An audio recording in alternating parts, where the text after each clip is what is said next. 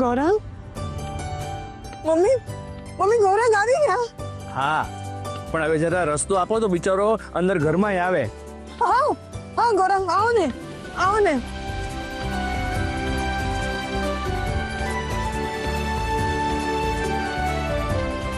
ભલું થજો વકીલનું કે એણે એક પણ પૈસા લીધા વગર બધું પતાવી દીધું.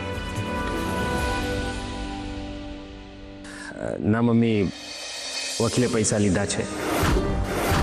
તો પૈસા આપ્યા કોણે? કાકાએ. બધું મેનેજ થઈ ગયું ને, વાત પૂરી કરો. ના ભૂપેન્દ્રભાઈ, તમે આ પૈસા ક્યાંથી લાવ્યા? ભાભી, આ પૈસા છે ને મેં મારા મિત્ર પાસેથી લીધા છે. આપણી પાસે આવશે એટલે પાછા આપી દઈશું. પણ કાકા, જો તમે ના હોત તો મારું શું થાત? અને કદાચ એ લોકો હજી 2-3 દિવસ મને અંદર જ રાખત. ગૌરાંગ, શુભ શુભ બોલ.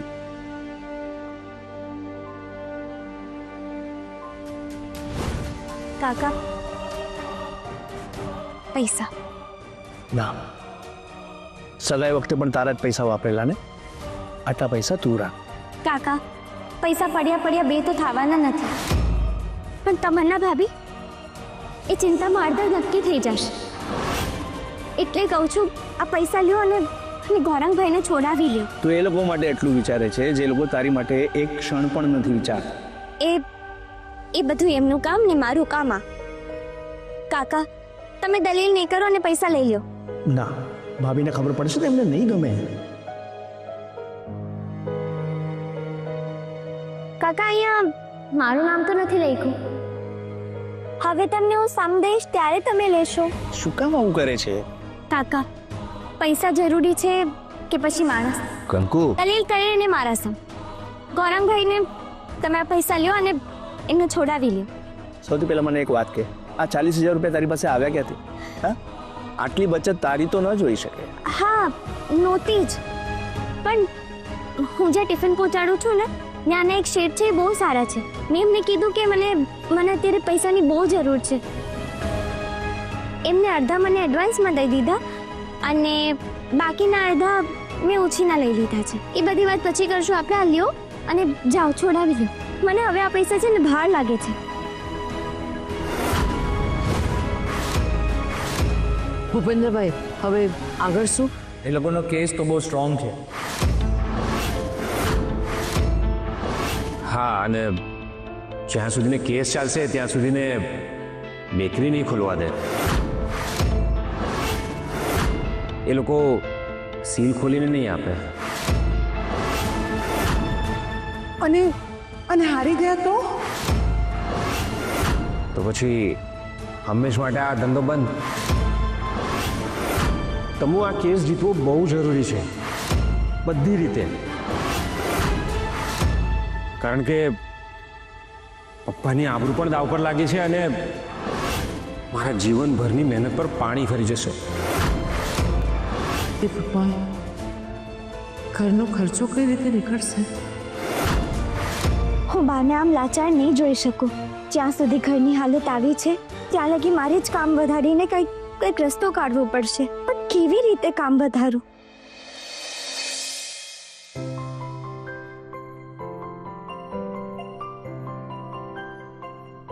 નાના શેઠ, આ લ્યો, જમી લ્યો. મને ભૂખ નથી કંકુ. કા? શું કામ? જમવું તો પડશે. હાલો ખાઈ લ્યો. મને ભૂખ નથી. ભૂખ ના લાગે એટલે જમવાનું નહીં. હાલો નાના શેઠ, ફટાફટ ખાઈ લ્યો. ચલો. અને જો બધું પૂરું કરવાનું છે. હાલો. જો એવું જોઈએ તો તું જ જમાડી દે ને. બધા કામ મારે જ કરવાના. કા લો.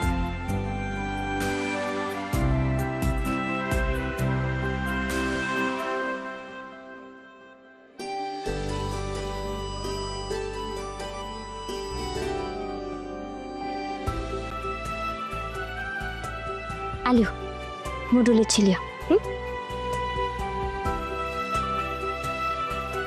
કંકુ, નેપકિન પડી ગયો. હવે હાથમાં લઈ જ લીધો છે તો પછી તું મોડું છે આપને પ્લીઝ. ના, જરાય નહીં. થોડાક હાથ હલાવશો ને તો કસરત થશે, અને કસરત થશે તો ખાવાનું પચશે. એટલે તમારે લૂછવાનું છે. લૂછો. Please Kanku, please.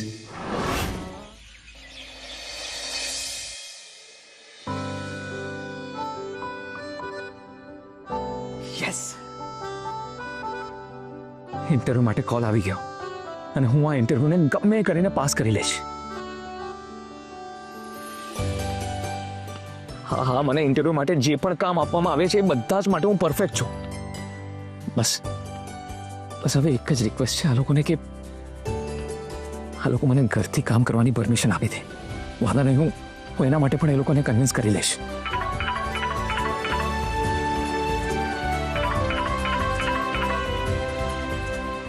Yes sir. હા સર, મેં અત્યારે જ તમારો મેલ રિસીવ કર્યો છે. અને સર મને વર્ક પ્રોફાઇલ તમે જે પણ મોકલી છે ને એ બધા જ કામ કરવા માટે હું રેડી છું. સર નેક્સ્ટ વીક શું હું કાલથી જોબ જોઈન કરવા માટે રેડી છું સર. સર મારી એક નાનકડી અમથી રિક્વેસ્ટ હતી.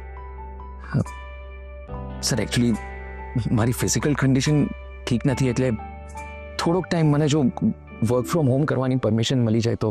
નો મિસ્ટર શ્રી, આ ઓફિસ વર્ક છે અને તમારે અહીંયા ઓફિસ આવીને જ કામ કરવું પડશે. Sir please I request you sir. Sir maximum 2-3 મહિનાની વાત છે બસ. અને સર હું જેવો અવર જવર કરવા માટે રેડી થઈ જઈશ ને હું તરત જ ઓફિસ જોઈન કરી લઈશ સર, આઈ પ્રોમિસ. મિસ્ટર શ્રી, એક કામ કરજો, તમે 1-2 મહિના પછી પરફેક્ટલી રેડી હો ને ત્યારે જોબ સ્ટાર્ટ કરજો. Sir please sir. Not possible mister Shri, work from home કંપનીની પોલિસીમાં જ નથી. Sorry and take care. Sir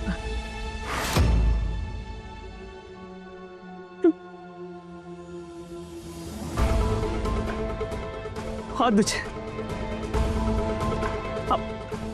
આ એક જ જોબ હતી જે મારી છેલ્લી આશા હતી ને હવે એ પણ હાથમાંથી નીકળી ગઈ.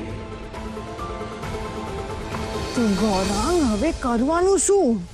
તમુ, મને પણ ટેન્શન એ વાતનું જ છે કે જો બેકરીનું સીલ નહીં ખોલ્યું ને તો માર્કેટમાં વાત ફેલાઈ જશે અને કાયમી કસ્ટમર પણ બીજે જતા થઈ જશે. થોડી મોટી ભૂલ કરી જ કેવી રીતે શકે? તમુ, મને ખબર છે વાંક મારો છે, ભૂલ મારી છે અને મારાથી ઉતાવળમાં ડિસિઝન લેવાઈ ગયું. પણ તું જરાય ટેન્શન નહીં લે, હું કાંઈક તો રસ્તો શોધી લઈશ. એ વિના છૂટકો પણ નથી. એક તો નુકસાની અને ઉપરથી ધંધો બંધ.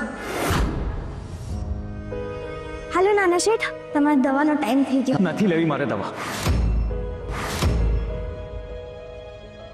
કા શું થયું? શું થયું કંકુ? શું ફરક પડ્યો દવાથી? પડ્યો છું ને આમનો આમ આટલા દિવસથી વ્હીલચેર પર. એટલે ભલે આખી જિંદગી મારે વ્હીલચેર પર આવી રીતે કાઢવી પડે. નાના શેઠ શાંત. જુઓ, તમે જ કહેતા હો છો ને કે આપણે એવું કાંઈ નહીં બોલવું જેથી કાંઈ ખરાબ થાય. તો બસ બધું સારું થઈ જશે. પણ ક્યારે કંકુ? ક્યારે? તને ખબર છે ને દેવાંગભાઈના પગારમાંથી અડધી સેલેરી એમની લોન ભરવામાં જાય છે. ગૌરાંગભાઈની બેકરીમાં સીલ લાગી ગયું છે અને હું અહીંયા આમ વ્હીલચેર પર બેઠો છું. ઘરમાં 1 રૂપિયાની આવક નથી અને અધૂરામાં પૂરો મારી દવાના ખર્ચા. ક્યાં સુધી તમે લોકો મારા આવી રીતે બોજ ઉપાડશો? એવું ન બોલો નાના શેઠ, તમે અમારા કોઈ ઉપર બોજ નથી. તમે કહો, જો તમારી જગ્યાએ હું હોત તો તમે મને બોજ ગણતા હોત? નહીં ને? નાના શેઠ, મને કાંઈ વાત નથી કરવી. આ બધી વાત આપણે પછી કરી લેશું. તમે બહુ કામ કરી લીધું છે, હવે આરામ કરો. હાલો, એટલે માવડી બધી સારું કરી નાખશે. નાના શેઠ, આપણે બધી વાત પછી કરશું. અત્યારે થોડુંક આરામ કરી લ્યો. ગૌરાંગ, તારે કંઈક કરવું જ પડશે. અત્યારે ઘરમાં મારું પણ હોય નથી, મારું પણ વજન નથી, અને એવામાં જો તું આમ ઘરમાં બેકારની જેમ બેસી રહીશ ને તો એ લોકો આપણો કાકરો કાઢી નાખશે. અને કંકુ, એને તો તકનો લાભ લેતા આવડે જ છે. મમ્મીની વાલી વહુ થઈને બેસી જશે. અને શ્રીભાઈ તો વાલા છે જ. અને જો કંકુ એમાં પડી ગઈ ને તો આપણે ઘર અને ભાગ બંનેમાંથી આઉટ.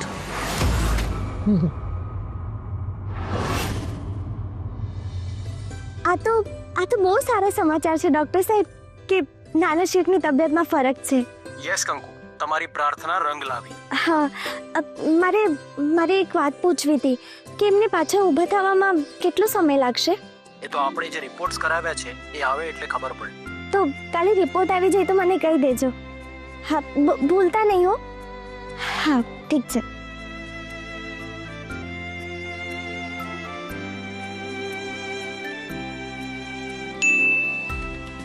તારો ફેવરિટ રંગ કયો છે?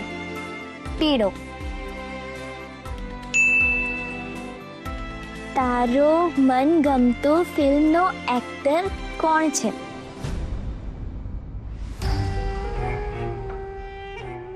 આ કોના મેસેજથી આટલી ખુશ થાય છે? હજી હમણાં જ તો રૂમમાંથી બહાર નીકળી અને ત્યાં જ નાના શેઠ મેસેજ પર મેસેજ કરવાના ચાલુ કરી દીધા. કંકુ, ડૉક્ટર જોડે વાત થઈ? હા ભાભી, ડૉક્ટર સાહેબે કીધું કે હવે નાના શેઠની તબિયત સારી થઈ છે અને કાલે એક રિપોર્ટ બાકી છે, એ આવી જશે. એ આવશે તો વધારે ખબર પડી જશે. બસ હવે શ્રીભાઈ જલ્દીથી સાજા થઈ જાય એટલે સારું. હા. તને જમવામાં શું ભાવે? કંકુ, હા, તને કોના આટલા બધા મેસેજ આવે છે? આ તો કંપની વાળા છે. જુઓ ને, આ કાર્ડ લે, તે કાર્ડ લે, એમ જ કીધા કરે છે. કંપની વાળાના મેસેજ આવે તો પણ તારો ફેસ આટલો બ્લશ કરે? આટલી બધી રોનક તારા ફેસ પર? વાહ કંકુ, તને તો ખોટું બોલતા પણ નથી આવડતું. તું તરત જ પકડાઈ જાય છે. બતાવ, આ કંપની વાળો છે કોણ? અરે, હા તો શ્રીભાઈના મેસેજ છે, એમાં શું ખોટું બોલવાનું કંકુ? ના ભાભી, એવું કાંઈ નથી. હું તમને સાચું કહું, આ નાના શેઠનું છે ને કંઈ સમજાતું જ નથી. હમણાં છે ને એમનું ભવન જ બદલાઈ ગયું છે.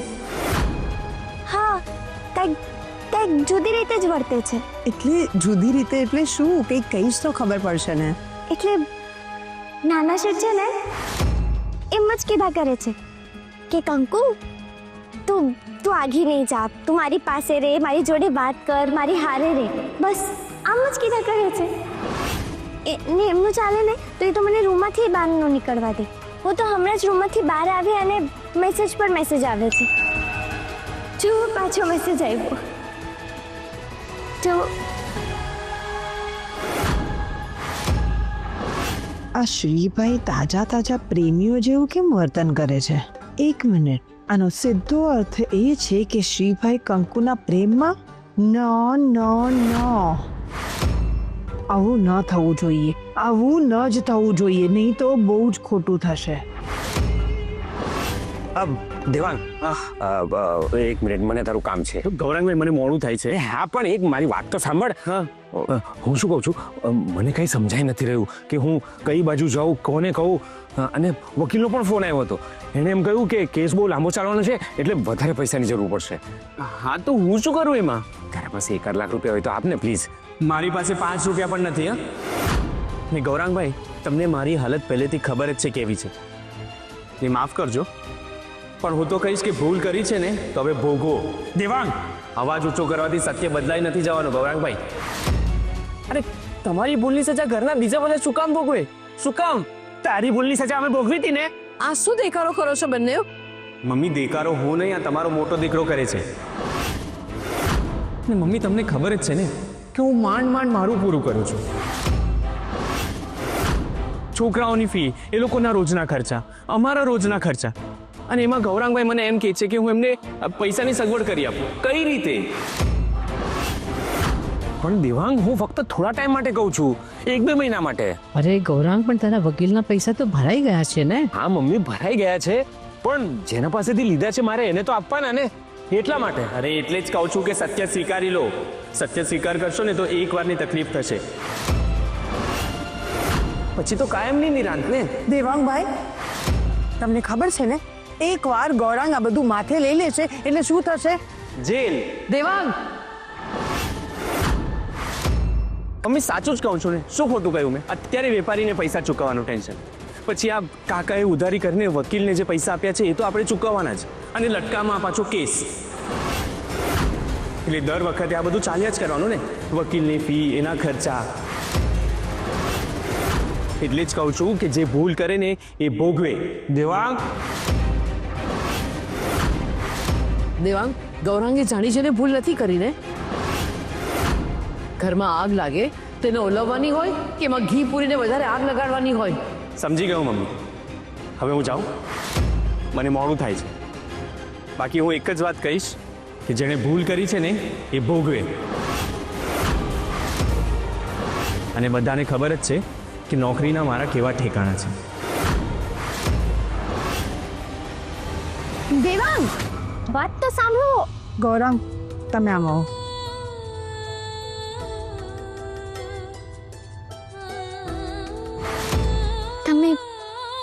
તમે જરાય ચિંતા ન કરો, બધું સરખું થઈ જશે. ને તમને તો ખબર છે ને, પૈસા આજે નથી તો કાલે ગણાય નહીં એટલા હશે. બોલવું સહેલું છે, પણ અત્યારે દેવાંગ, ગૌરાંગ, શ્રી બધા તકલીફમાં છે ને, અને હું કાંઈ નથી કરી શકતી. તમારે આમે કાંઈ કરવાનું ન હોય. હું છું ને, આપણે દેવાંગભાઈને આ તકલીફમાંથી બહાર કાઢશું, ગૌરાંગભાઈને છોડાવશું અને નાના શેઠ એમને સરસ રીતે સાચવી લેશું. તમે જરાય ગભરાઓ નહીં. બોલવામાં અને કરવામાં ઘણો ફરક હોય છે. મને ખબર છે ને, એટલે મેં કરવાનું શરૂ પણ કરી દીધું છે. હા, મને 3 જગ્યાએ નવા કામ પણ મળી ગયા. એક સરકારી હોસ્પિટલની હોસ્ટેલમાં વાત થઈ છે, ત્યાં 60 લોકો ડૉક્ટરનું ભણે છે. જો ત્યાં થઈ ગયું ને તો ઘણો લાભ થઈ જશે. મારા પેટના જણિયા એકબીજા સામે તલવાર ખેંચીને ઊભા છે, જ્યારે આ છોકરી જેને હું કારું છું એ ઘરના એક એકનું વિચારે છે. તો પછી ખોટું કોણ છે, હું કે મારા વિચાર?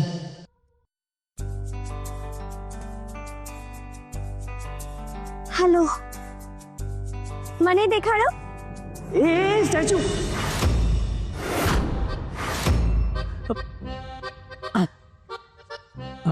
ગો, હવે હાલવાની છૂટ છે. 1 મિનિટ નાના શેઠ, આપણું સ્ટેચ્યુ તો બંધાયેલું જ નથી. મારું સ્ટેચ્યુ તો ટીની તના સાથે બંધાયેલું છે ને. હા, પણ એ તો તારે સ્ટેચ્યુ થતા પહેલા વિચારવા જોતું હતું ને. અને બીજી વાત, આપણે બંધાયા વગર બી બંધાયેલા જ છે. એટલે હવે તું જા. ના મારે તો હજી રૂમમાં કચરો વાળવાનો છે. એ છોડ, મને દેખાડો. એ બધું પછી જોજે, તું કચરો પછી વારજે ને કંકુ. અત્યારે તું જા ને પ્લીઝ. જા તું અત્યારે. આમ તો બહુ કહેતા હો છો કે રોકા અને હવે જા.